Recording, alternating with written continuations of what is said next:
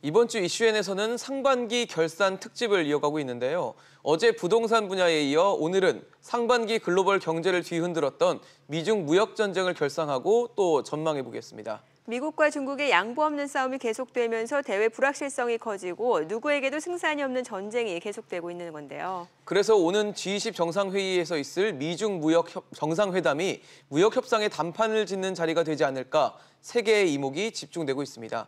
여러분은 올 상반기 글로벌 경제를 뒤흔들었던 미중 무역 전쟁 어떻게 바라보셨고 또 미중 정상회담을 계기로 어떤 변화가 있을 것으로 기대하십니까? 샵 3698 100원의 이용료가 있는 유료 문자로 여러분의 다양한 의견 많이 보내주시기 바랍니다. 자, 그럼 오늘 토론에 참여해 주실 두 분의 패널을 소개하겠습니다. 동국대 국제통상학과 광노성 교수, 한국외국어대학교 국제지역대학원 중국학과 강준영 교수입니다. 두 분 어서 오세요. 안녕하세요. 네, 일단 두 분께 저희가 사실 뭐 이런 거 할 때 항상 많이 여쭤보는 질문인데 사자성어나 속담으로 좀 정리를 해주시면 좋을 것 같아요. 상반기 이제 미중 무역 전쟁 때문에 뭐 글로벌 경제가 흔들리고 또 우리 경제에도 많은 파급력을 미쳤잖아요. 어떻게 좀 정리할 수 있을까요? 네, 저는 이제 양패구상이라는 양패구상이요? 예, 둘 다 진다라는 뜻입니다. 그리고 서로 상처를 입는다. 그러니까 서로 승자 없이 현재까지는 네. 승자 없이 둘 다 피해만 입는. 우리 보통 또 낭패다 이런 얘기 쓰잖아요. 맞아요. 그렇죠. 그게 일이 낭자, 일이 패자인데 원래 이제 전설의 동물입니다. 하나는 앞다리가 길고 하나는 뒷다리가 길어서 같이 다녀야 되는데 이게 하나가 없어지면 하나가 지탱하기가 어렵거든요. 그렇죠. 지금 이제 둘이 싸움을 하고 있지만 실제로는 그 상호 경제 의존도라든가 이런 상호 종속이라는 게 있지 않습니까? 그렇죠. 이런 것들이 얽혀 있는 가운데 한쪽이 완전한 승자가 되겠다고 하는 것은 굉장히 좀 어려운 상황이다. 그런 면에서 서로 피해를 입을 수밖에 없다. 이제 그런 의미로 양패구상 그런 표현을 적었습니다. 곽 교수님은 어떻게 좀? 저는 사자 그거 만드는 거 오늘 아침에 알아가지고 만들었습니다. 만드셨어요? 그래서 등산악대라고. 등산악대요? 예. 한 곱이 조그만 산을 넘었더니 더 큰 산이 기다리고 있다. 산 넘어 산. 예, 그래서 그건 뭐 사자성어 찾아보니까 없어서 제가 한자로 오늘 만들어 버렸습니다. 만드신 거예요? 직접 만드신 만든 거예요?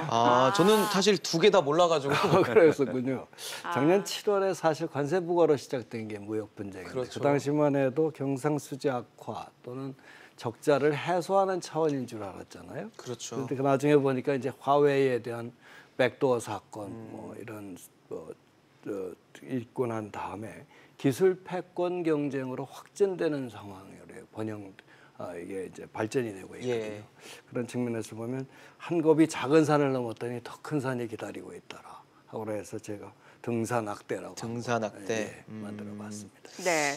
자, 뭐 지금 뭐 두 분 다 말씀해주신 내용 보면은 좋을 게 없는 그런 게임인 것 같다는 생각이 드는데, 자 결과적으로 뭐 루즈루즈 게임이라고 또 볼 수 있을 것 같은데 서로에게 남긴 상처에 대해서 좀 이야기를 해보면 좋을 것 같은데 먼저 중국이 미국한테 준 상처, 남긴 상처는 뭐라고 볼 수 있을까요? 뭐 현재까지 미국한테 결정적으로 상처를 준 거는 별로 없죠. 왜냐하면 이 분쟁 자체가 미국의 관세 부과로 시작이 됐고 중국은 매우 수동적인 입장에서 사실은 무역 분야에서 이게 한정이 돼서 끝나기를 바랐습니다. 그렇기 때문에 좀 보복 관세를 나름대로는 자제하면서도 이제 해온 건데 이게 처음부터 관세 전쟁이 될 수 없는 가장 큰 이유가 예를 들어서 중국은 미국에 1년에 5,400억 불을 수출을 하는데 미국은 중국에 1,300억 불 수출한단 말이죠. 그러니까 서로 관세를 매길 액수 자체가 현저하게 차이가 나는 거예요. 그러니까 이거는 관세 전쟁의 폭을 넘었고 이미 트럼프가 지난번 경선 과정에서 얘기하듯이 이 무역 관세, 불공정 관행 이런 걸 통해서 중국을 제어해서 이런 버는 돈을 가지고 군사력에 투사해서 미국에 도전하는 거를 근본적으로 억제하겠다 이런 뜻이거든요. 그러니까 이게 지금 곽 교수님 지적하셨지만 무역 다음에 기술, 환율, 그다음에 다 또 있습니다. 제도, 인권, 가치 이렇게 가는 큰 선상입니다. 그런 이제 의미에서 중국은 여기서 끝나기를 바라면서 자기네 카드가 별로 없잖아요. 그러니까 결국 쓸 수 있는 카드라는 게 예를 들어서 시진핑 주석이 트럼프 대통령한테 약속했던 무역 적자 해소를 위해서 우리가 미국 농산물을 많이 구매하겠다, 네. 에너지 구매하겠다, 보행기 사겠다, 뭐 이런 것들이었단 말이에요.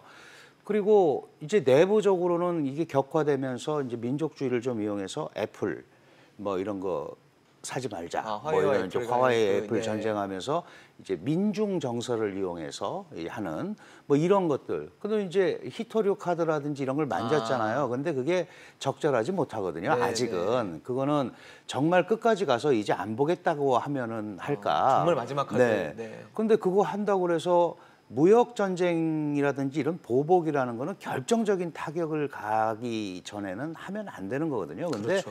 전체적으로 중국은 수세자의 입장이었다. 그래서 중국은 작전을 그렇게 짜는 것 같아요. 우리는 미국의 가해에 피해를 받는 그 수세국이다. 네. 그러니까 제가 뭐라 그럴까요? 그 좀 불쌍하게 보인다 그럴까요? 그런 전략을 일단 좀 짜는 것 같고 미국한테는 예. 중국의 저항이 만만치 않다라는 걸 또 보여주는 겁니다. 그걸 통해서 미국의 리더십이. 그러니까 이게 작년 3월 22일 트럼프 대통령이 행정명령에 서명하면서 시작이 된 거거든요. 근데 네. 1년 반 동안 어쨌든 다른 데서 볼 때는 버틴 거란 말이죠. 물론 나빠지고 있지만 네. 중국이 피해를 보지만 그래서 그런 쪽에 오히려 이 방향을 끌고 간다. 그 중국의 유명한 말이 있습니다. 그 모택동 시대 때부터 한 네네. 말인데 전투에서 져도 전쟁에선 이길 수 있다. 네. 일단 약간 버티기 작전으로 들어간 게 아닌가 그런 표현을 저는 하고 싶습니다. 예. 그렇다면 곽 교수님께서는 미국이 중국에게 어떤 좀 상처를 남겼는지 이렇게 평가하십니까? 지금 작년 7월에 이제 340억 달러, 8월에 이제 160억 달러, 그래서 이제 500억 달러 부과를 했고요. 그다음에 2천억 달러에 대한 10% 부과가 올해부터는 원래 이제 25%로 상향하기로 했었는데 작년에 부에노스아이레스 회담에서 정상회담에서 그걸 이제 협상을 하기로 하면서 연기됐다가 네. 5월 11일 날 25% 올렸고 그렇죠. 나머지 3,250억 달러에 대한 관세 부과를 이제 10%부터 다시 25% 순서로 하는 이렇게 이제 점점 확대를 해가면서 높은 관세를 매기는 것이 중국에 대한 대책이었었는데요. 이런 고밀의 관세 부과로 인해서 중국은 기본적으로 대미 수출은 오히려 증가됐어요. 2018년 기준으로 보면. 그런데 실제로 중국에서 비즈니스를 하는 사람들은 공장 옮길 생각부터 하니까 중국의 고용 문제나 이런 것들이 가장 큰 타격이 올 것 같고요. 그다음에 이제 그것보다 더한 것은 화웨이와 GT에 대한 공격이죠. 이렇게 해서 기술 기업에 대한 5G라고 소위 말해서 4차 산업에 대한 AI의 가장 필수적인 기술인 5G에 대한 전면적 공격으로 인해서 기술 기업이 고사 위기에 있다는 것. 이런 것들이 중국이 가장 큰 타격을 받고 있는 분야가 아닌가 이렇게 생각이 됩니다. 네. 두 분 말씀을 들어보면 사실 미국이 좀 우위다 중국보다는 지금 그까지 상황을 봤을 때는 그렇게 판단해도 될까요?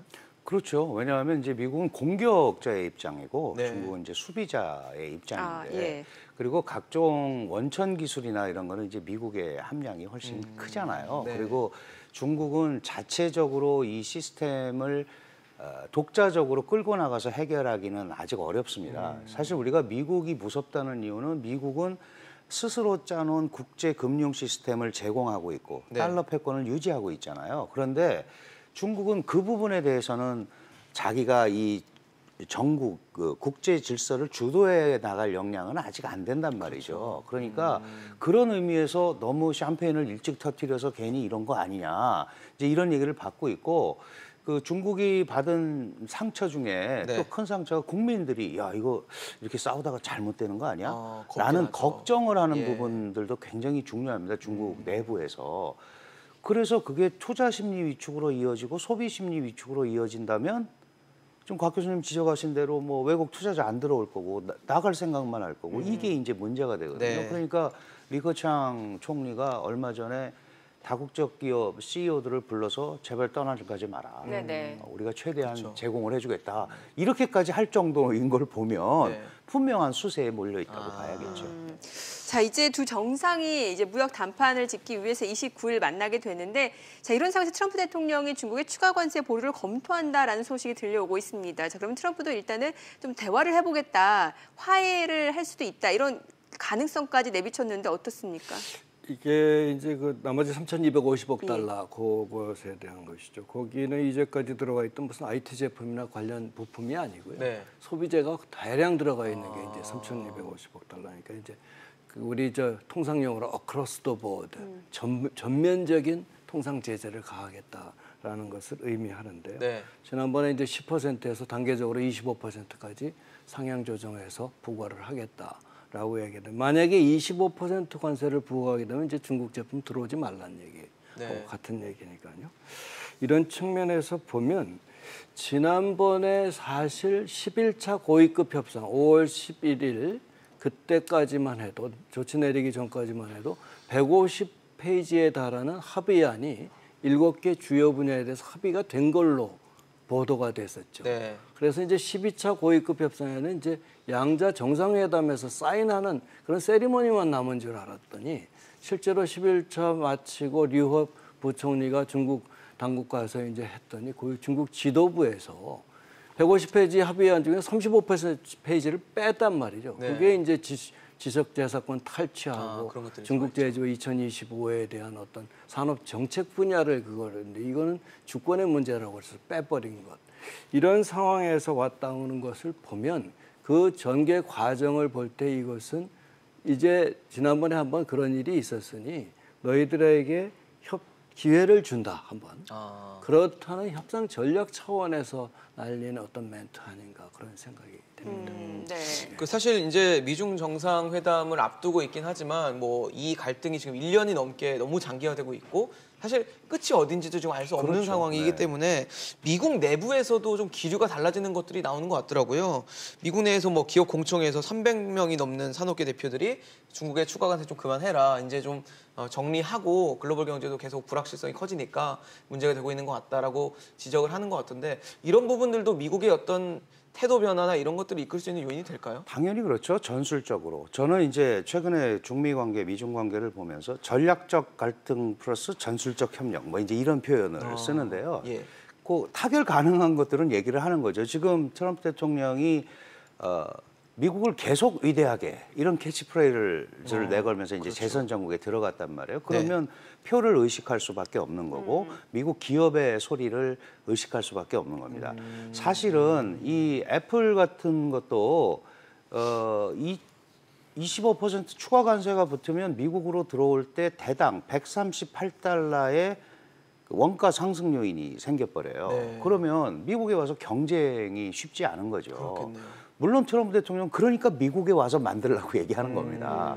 근데 애플 같은 구조는 대만의 팍스콘이라는 그 중국에 진출한 회사의 전량 아이폰을 제조한단 말이죠. 네. 그러니까 그게 얽히고 설켜서 구조적으로 잘 되지를 않습니다. 네. 이제 이런 상황에서 결국은 미국의 기업들 생각도 해줘야 되고, 그다음에 중국이 아시다시피 유학생, 여행자 이런 것도 보이지 않는 어떤 그런 뭐 제재라고 그럴까요? 그 눈치를 줬단 말이죠. 그럼 미국의 여행업계라든지, 왜냐하면 1년에 미국이 중국의 여행 수지 흑자가 약 600억 불 정도 됩니다. 이거는 그 여행업계로 봐서는 굉장히 큰 돈이거든요. 그러니까 결국 그런 목소리도 안 들을 수가 없는 거죠. 그런 의미에서 네. 저는 이제 곽 교수님 말씀에 동의하는데, 협상 카드를 하나 더 던진 거죠. 이게 잘 되면 우리가 낮은 수준의 관리라도 가능하지만, 그렇지 않으면 이게 또 끝까지 갈 수도 있다라는 메시지를, 그러니까 이 협상 전략에 있어서 갈등을 최대한 증폭시키고 그걸 가지고 딜을 하면서 협상을 계속하려는 뭐 이런 전략이 아닌가. 그래서 트럼프 계속 오라, 트럼프 대통령이 시진핑 와라 그랬잖아요. 네. 협상 타결 안 되니까 이렇게 되면 시진핑 국가주석이 일본에 갈 필요가 있겠냐라는 게 중국에서 얘기가 많이 나왔어요. 해결 자체가 안 될 건데 해결 자체가 안 얻을 되니까. 것도 없는데. 그러니까 트럼프 대통령이 그걸 이제 보낸 거죠. 와라, 할 얘기가 있다. 준비를 좀 해서 오면 그리고 지금 실무 협상이 진행되고 있을 겁니다. 그 문우신 재무장관도 그런 말했죠. 미중 협상 타결 가능성이 있다. 이런 낮은 수준이지만 그런 표현을 한 걸로 봐서 네.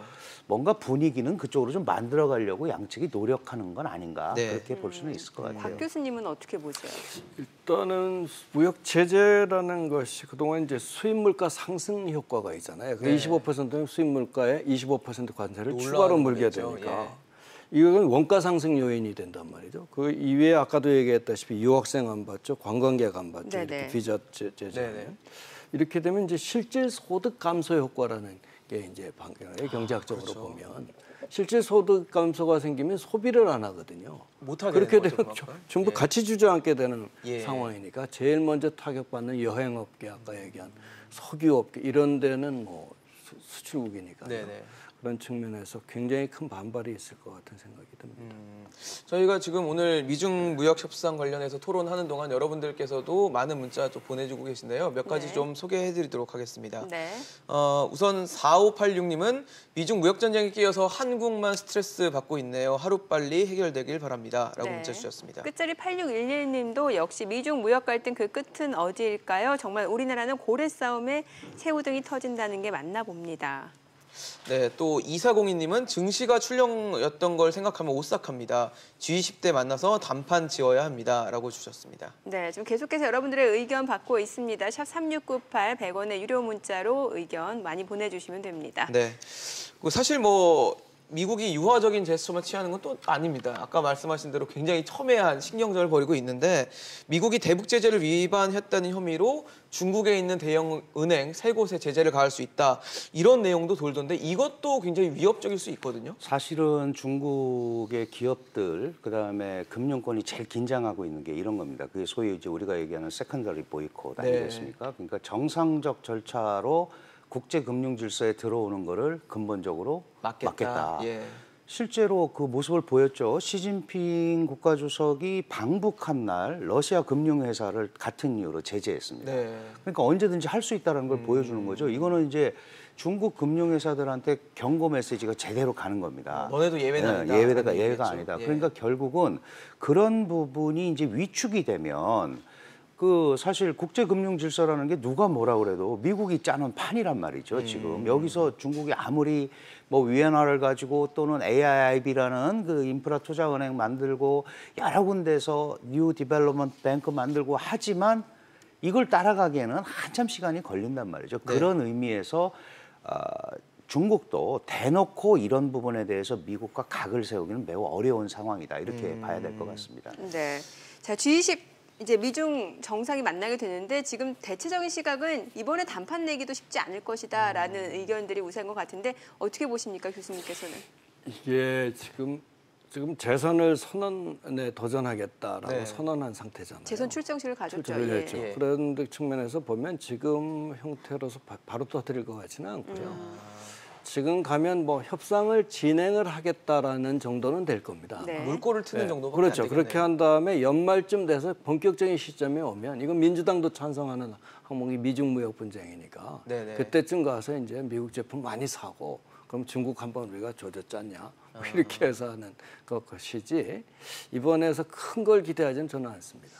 그러니까 재선을 향한 행보를 봤을 때 지금 이 서서히 시점에는 올려가겠죠. 올라가는 거지 네. 텐션을 올리는 상황인 거지 그렇습니다. 지금 뭔가 큰 거를 보여주지 않을 거다. 연말쯤 되면 뭔가 하나 큰 게 터뜨리는데 내용을 보면 패권이라는 게 터뜨릴 수 없는 항목이니까 네. 뭐 물건 사주고 관세는 처배해주고 이런 정도로 해서 크게 아마 세리머니가 하는 보여주기겠네요. 그런 형태로 내가 이거 해냈다. 그럴 것 같습니다. 교수님도 그렇게 뭐 보십니까? 비슷한 생각입니다. 저는 이제 미중 간 갈등을 보면서 이제 무역에 관해서는 협상이 타결이 가능한 분야가 있습니다. 예를 들어서 지금 말씀하신 대로 많이 사주고 네. 뭐 약속한 거 지키고 그다음에 협상이 가능한 분야가 있어요. 타결은 놔두고 뭐 네네. 지적재산권 이런 거 어떻게 하겠다 연락사무소 설치하겠다. 조율을 좀 해야 되는. 조율하는 거. 예. 그다음에 안 되는 분야가 있습니다. 중국이 이거는 우리한테 요구하는 게 무리다라고 하는 게 니네 산업정책 폐기해라. 제조업 2025. 네. 이런 건 안 되는 거거든요. 그러면 결국은 이렇게 미국과 중국이 계속 끌고 가서는